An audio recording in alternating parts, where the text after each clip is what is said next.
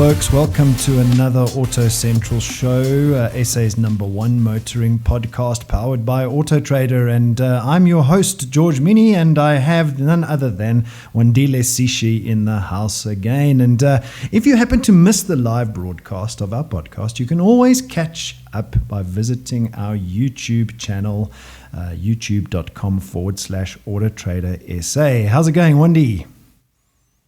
Hey, George, how are you? Super excited to be in the passenger seat again. Let's see where we're going to go. Yeah, let's see where we're going to go. So it's no secret that cars have been getting more and more expensive. But just how much are you having to pay for a new car today versus in previous years? And has COVID-19 changed the entry price of cars? What do you think, Wandi? My first response to that is definitely. So I have had personal experience of dreaming of this car, and then I go and check on AutoTrader, and I realize that my wallets just can't fit it. And that obviously has changed from when I was like 10 years old, dreaming about the cars that my brother and my family members were driving. And now when I try and buy the same cars, it's a lot tougher. To say the least. Well, do you think they're getting unrealistically expensive? Well, unrealistically is kind of, it's kind of harsh. I think cars are getting more expensive generally, for a lot of reasons and for, a lot of different reasons for different people. But in terms of unrealistically, in terms of, everything else that we're buying on a daily basis, even on the long-term basis, I think they're kind of moving with the times. Yeah.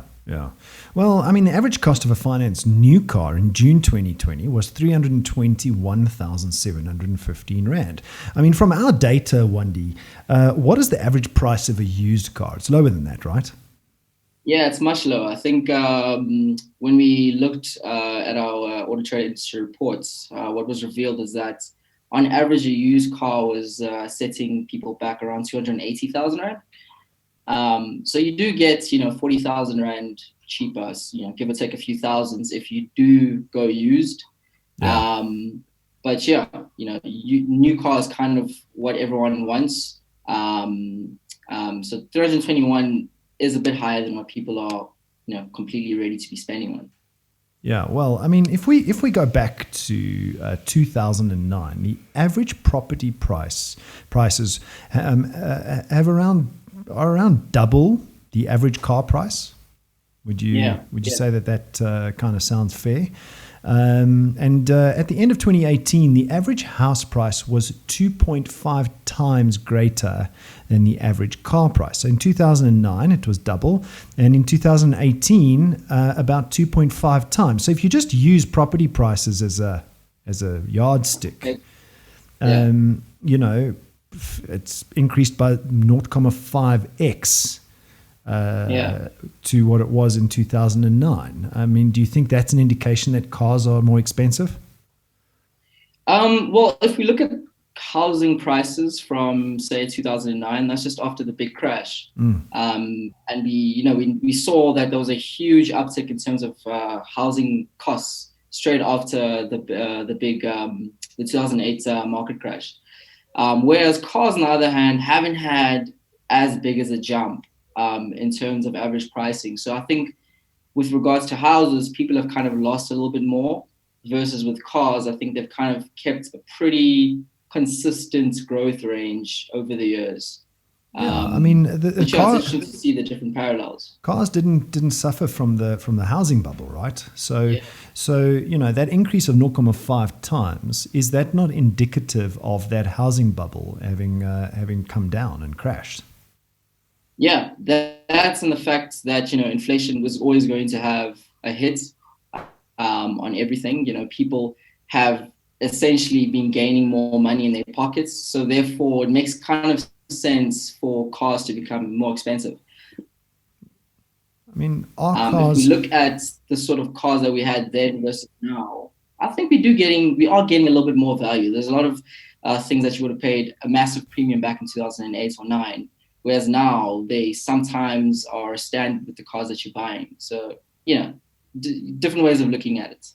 Yeah, I mean, there's a lot more technology in the cars today, and that yardstick of property prices versus car prices is a good yardstick. Except I think there's some anomaly with the housing bubble in 2008, 2009. But hopefully the measurement was after the crash, which meant that there was no bubble involved there. But do you think that cars in South Africa are more expensive than cars overseas? Whoa, like off the top of my head, I would say I think it's kind of the same. I would expect an OEM if they're going to be like selling a car. Let's take a Golf for instance in the USA to give us something comparative to our current inflation rates as well as the South African markets. I don't think they're going to inflate the price much or take away unless we're building that actual model in South Africa. Yeah. So I think it's kind of comparative. I don't think the OEMs are, trying to steal from anyone. Like Well, I mean, the Telegraph did a survey, right? And they listed the average cost of buying an economy car and running it for 1 year in different countries. And it seems as though South Africa is not that an expensive place to own a car. The USA topped the list at 412,000 rand, 24,000 pounds, but 412,000 rand, and that is running the car for a year. And South Africa comes in 10th at 187,000 rand. Why do you think that is? So I think this is looking specifically at economy cars. I think in South Africa, an economy car would be a little bit cheaper, just determined or rather based on the fact that most of our population in South Africa can kind of afford an economy car. Yeah. So I think OEMs and people who are pricing these vehicles are kind of basing it not just on inflation or anything like that, but demand of the vehicle. Yeah. The more demand there is in any sort of region, the more the cost is going to go up. So I think that's kind of the big thing. And just kind of meeting people halfway, not just putting a price tag on a car to make profits. Yeah, I mean, I don't think anybody or any OEM in South Africa has the ability to just put a price tag on a car. A lot of the things that make cars expensive in South Africa are beyond the OEM's control or the manufacturer's control, and one of those are taxes. Imported vehicles it costs 45. It can be as high as 45% of the car's total price. I mean, so to put that in perspective, if you're paying 200,000 rand for a car, you effectively going to pay another 100,000 rand on top of that. I'm just rounding it off to 50%, but you're going to potentially pay another 100,000 rand on top of that for tax if you import the car. Well, that's the cool thing. That's the cool thing about being in South Africa is that a lot of our favorite cars or a lot of models are actually built here that you can purchase domestically. Yeah. So the import tax, I don't think would hit us too hard in terms of that. But I mean, it's definitely food for thoughts when you are trying to purchase or in the process of purchasing a car to see, are you being ripped off essentially by import tax, or are you getting the most value for your money? Well, I mean, this import tax story is a theme that we've been carrying for a while, especially when it comes to EVs. How do we adopt EVs when the import taxes are so high and we're not yet tooled to manufacture or assemble electric vehicles? The OEMs are pretty capable of doing it, and I'm sure that's going to come in the future. But at the moment, it's as high as 45% to import a vehicle, and higher for an EV, right? Yeah, definitely. I mean, when you're purchasing an EV car, it's almost double that. I mean, there's additional tax that you're going to get with that, because it's not just the import tax that you're paying, but it's also essentially buying, some people, liken it to buying a golf cart in terms of the tax that you pay in an EV car. So, there's lots of barriers for people to get into essentially being greener or being more responsible with their purchases. Yeah. Which the person takes the knock, but the knock is so unnecessary and so inflated that it's going to deter a lot of people.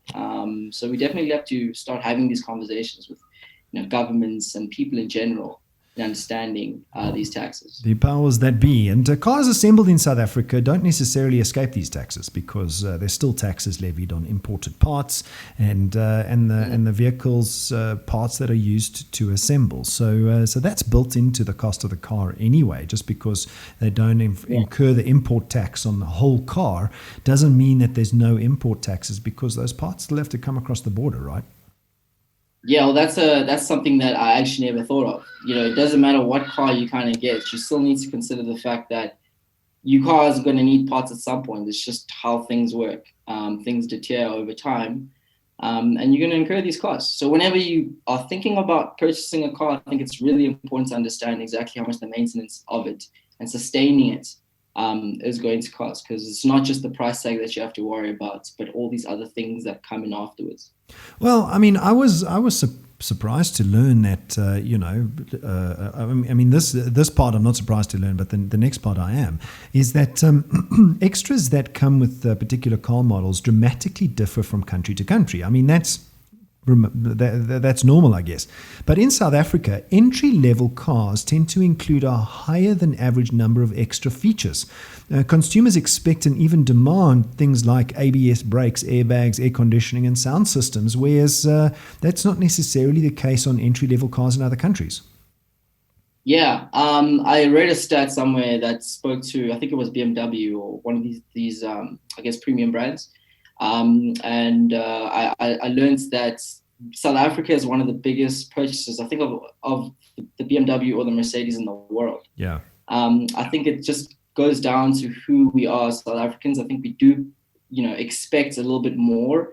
And I guess we're ready to pay a little bit more for those extra things. So it makes sense that South Africa would get base models which are tweaked or have more options than everywhere else in the world. Yeah. So, in high-end cars, buyers can expect a range of luxury extras, right? So in the base level cars, you get a lot of standard features that other countries don't get. But extra luxury items in higher-end cars, and Bluetooth integration, cruise control, parking sensors, leather seats, and these are often standard features. Yeah, I mean, it's super interesting to think about. Like, when you go and buy a car, do you know that this is the base model? Or, when you see an ad of a car when it's launched and you're like, okay, I'm going to be paying X amount. And then suddenly when it's, finally on the market and you can purchase it, you get like a huge price tag associated with the car that you want to buy. It's going to scare people off. But understanding why that's the case, that's kind of the key in ensuring that you're attracting, firstly, the right person. Yeah. And secondly, getting as much sales as possible. Well, another way to kind of get all the features is buy a nearly new car or a used car, and you can find them on autotrader.co.za. So, talking about new cars and EVs, we are lucky enough to have the new mini electric vehicle hit the shores of South Africa, which I'm very, very, very keen to actually see in the flesh. And we have none other than our very own Chad Lückhoff with us to unpack and explain the Mini SE. Got no relation to my surname, don't worry, and neither Lawrence Minis, so we're not related to the car. But Chad, tell us about this Mini SE. But first of all, how's it going?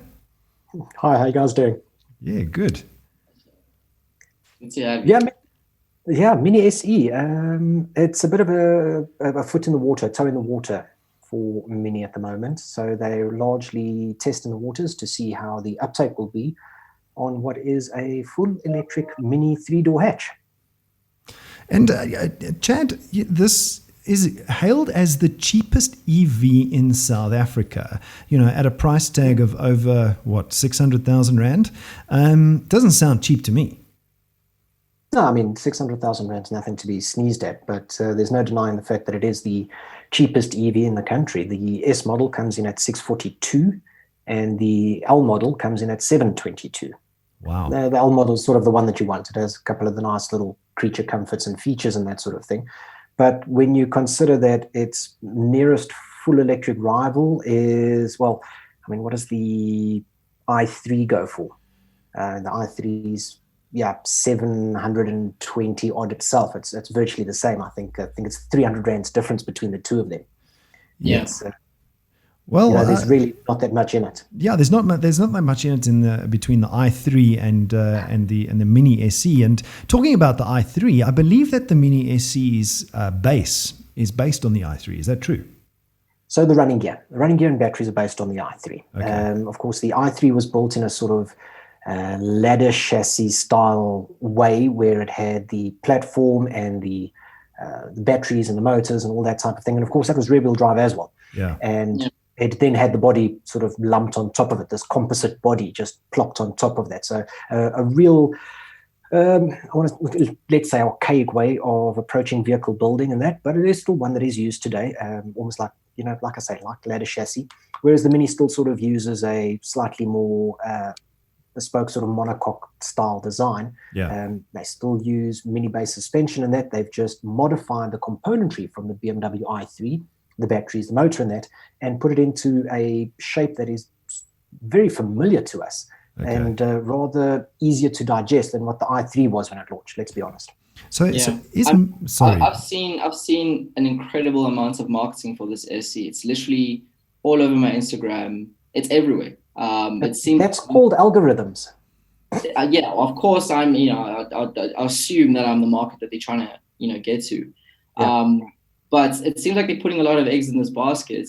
And one of the biggest concerns that I had, because I did consider it, I won't lie, was the range. Is this 600,000 Rand going to give me the same range as, I don't know, like an i3, for instance?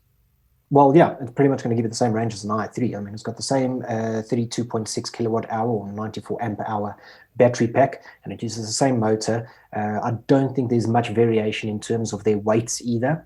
I think that's why they went with the Mini instead of developing it or plumbing this into another BMW offering, like a 1 Series or something of the sorts. I think it made sense to put it in the smaller, compact, lightweight Mini. Unfortunately, the country that you live in sort of hurts that. And I'm not talking about our political situations with our power suppliers and that sort of thing. It's rather our hot climate. Oh, why is that? That's interesting. Yeah, that makes things tough. You heat up a battery, it sort of depletes its sort of energy levels. It doesn't perform at optimum. It's got an optimum performance range in terms of temperature.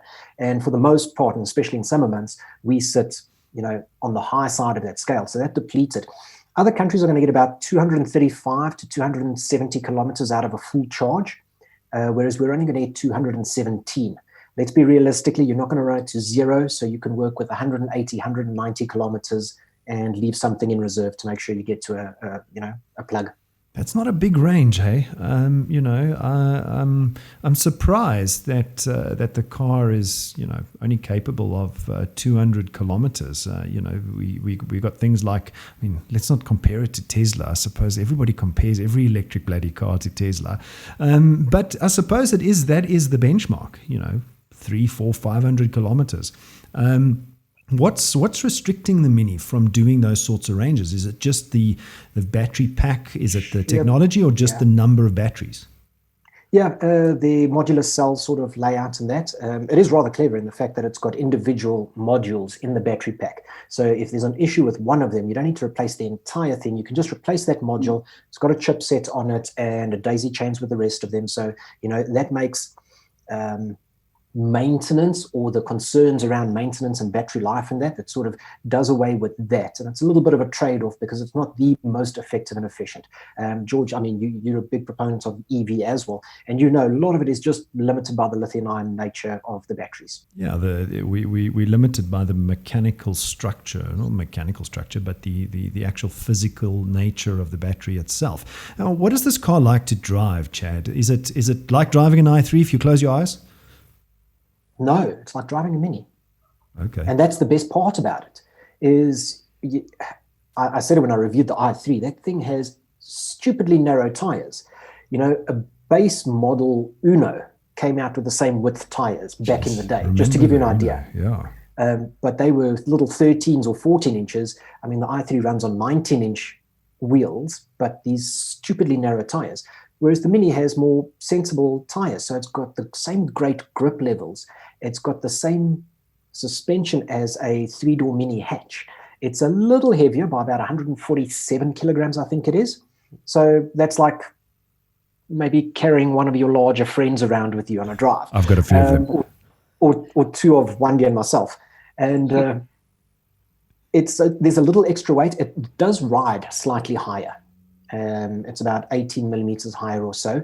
And this ties back in again to Wandi, what we were chatting about just now, where it's hot climate. So in order to provide additional cooling for the batteries that rest in the tray of the basically the vehicle, basically in the chassis, underneath the floor pan, they've raised it a little bit just to provide a little bit of air, a little bit of additional cooling, just to extend the battery life. You don't want those batteries getting too hot, negatively impacts your range. Okay. So just final question from me is with regards to, so I didn't even know that the SE was coming until it arrived, essentially. So let's say I'm excited about this Mini. I'm like, yeah, this is the one for me. I'm super ready to buy this car, but I'm about to get rid of 600,000 Rand plus minus. Should I wait a little bit longer, or is there other launches that we, are anticipating in the future? Should I just wait a little bit, or should I just go ahead and buy this car? You're starting to talk a little bit of politics here as well, because it's largely the politics that are sort of dictating what's happening with the introduction of EV in our country. Large sort of taxes and penalties, not penalties, but... no, they are. I mean, the taxes... Large taxes, large taxes that are being imposed on the importation of these vehicles, which is just pushing these prices up to a rather silly place. I mean, other countries have got concession for it. They're going to give you a tax rebate instead. But hey, we could lament this until the cows come home, or you run out of range on your Mini SE. But I would say go for it now, because Birdie says that there's only going to be about 50 units. Okay, there we go. So there's going to be limited number coming into the country. Yeah. So there we go. So, I mean, George, we do know that the BMW iX3, the full electric X3, launched 2 years ago in Beijing, is scheduled to be launched internationally, and it may do really well in South Africa as well, especially considering that South Africa manufactures BMW X3s. Yeah. We don't have the capability of manufacturing electric ones just yet, but with a massive amount of componentry and that available for right-hand drive and left-hand drive models, we may even see a bit of a knockdown assembly style thing happening locally. Yeah. And that may help the price. But chances are you're not going to see that for under a bar at the moment, and with your only real alternative being the i3, the Nissan Leaf. Rumor says that you can special order one of those. Okay.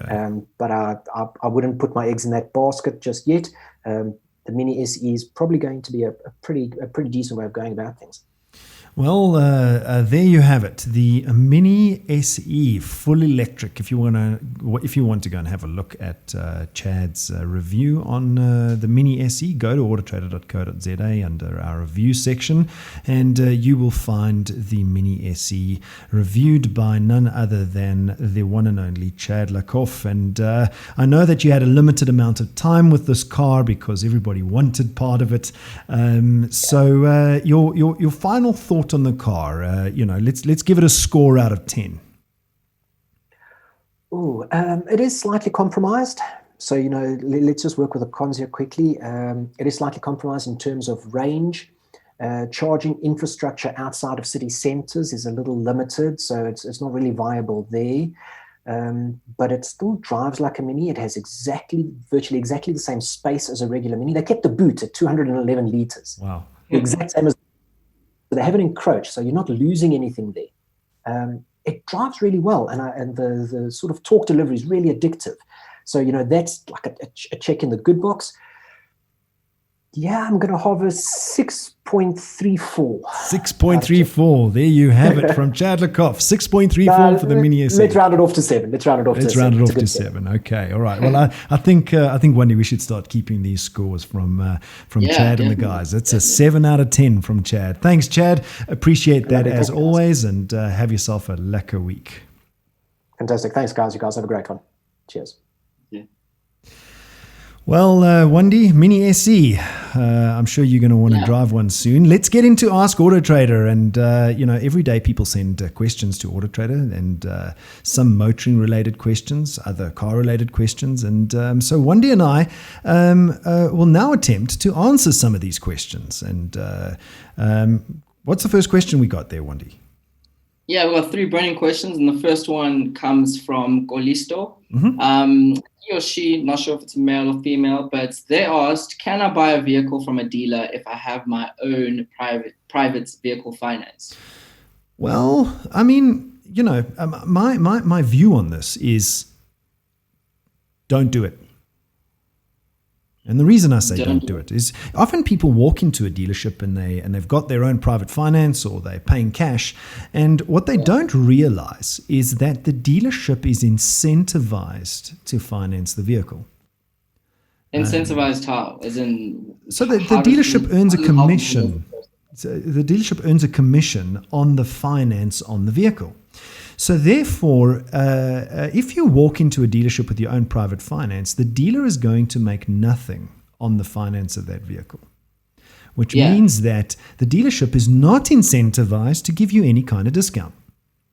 Okay, so I was trying to find where does it link to the person who's paying or trying to purchase the car. Yeah, so often people walk into a dealership and say, oh, give me a discount, I'm paying cash. Well, so what? Yeah. It doesn't matter. The dealership is not incentivized to reward cash, because the dealership will get paid for the car via the bank, and that is like getting paid cash anyway. So while it seems like a good idea to have your own private finance, it's not always a good idea. I think that's the first perspective. The second perspective is that the dealership can often get you a better deal than what your private finance can get, because the banks are competing with each other anyway. So if can I buy a vehicle from a dealer if I have my own private finance? The answer is yes. Is it a good idea? No. What else have we got there, Wandi? So the next question comes from Gottfried, and he or she asks, does AutoTrader sell cars in other countries? So I have family in Mozambique, and I've been asked this many times. So I'm excited to put this conversation to bed. Well, the first thing one of the misconceptions about AutoTrader is that we sell cars. Well, we don't. Do we buy cars? We don't buy cars either. So we're not a car dealer. So that's the first misconception. And so we don't sell cars to people in other countries. The answer to that's no. We are a marketplace that helps the buyer and seller meet and conclude the transaction. So therefore, can somebody buy a car via AutoTrader or through AutoTrader from another country? The answer is yes, because even if you're sitting in Mozambique, you could get in touch with a car seller via autotrader.co.za and conclude the deal and import the car into Mozambique. So the answer is we don't sell cars. Can you buy a car from a dealer in South Africa in another country? Yes, you can, and you can do that through AutoTrader. Yeah, I'm going to say to all my cousins in Mozambique listening, now you know. Okay, and then the last question comes from Ongezwa, who asked, what is the difference between a balloon and residual payments? And do financing a pre and used car have the same sort of payment plan? Well, a balloon and a residual payment, there's no real difference when financing a car. Balloon payment, residual payment, they're just big payments at the end. It's your final payment. Your final payment, usually the residual or the balloon payment at the end. And it's balloon because it's inflated versus the other payments. And the principle works as follows. You pay a reduced amount for deferring the big payment at the end. And sometimes you can get up to 15, 20, and I've seen as high as 30% residuals, which means that if you're buying a car for 300,000 Rand with a 30% residual, your final payment is 100,000 Rand. That's what balloon or residual payment is or means. In a nutshell, that is. The difference comes in when you set up the payment or the plan itself. A balloon payment, like I said, is exactly the same as paying a deposit on a motor vehicle. You're just deferring that deposit to the end. Yeah, I see. Yeah, I mean, it's confusing. I think it's a very valid question. I think a lot of people don't understand that the price tag that you see doesn't mean that's what you're going to be paying. There's different payment plans that are very personalized to your specific kind of needs. Yeah, residual and balloon payments were created by financial institutions to bring down the monthly cost of the repayments. That's that's what it does. But what I encourage you to do is to calculate no residual and what is your total number of total amount that you're going to pay. You should get it on the document that you receive when you buy the car, and the dealer can tell you as well. And then calculate your total amount of payments across the life of the finance with the residual and without the residual. So equal amount of payments across the payment plan. And you'll find that the balloon payment or the residual payment plan means that you pay more for the car because the interest is being calculated at on a higher capital base all the time. Yeah, interesting. Awesome. Well, Wandi, that's all we have time for this week. And thanks for joining, as usual, to our listeners. And none other than the Wandi Lesisha joining me today. Any final thoughts, Wandi, before we go into the rest of our week?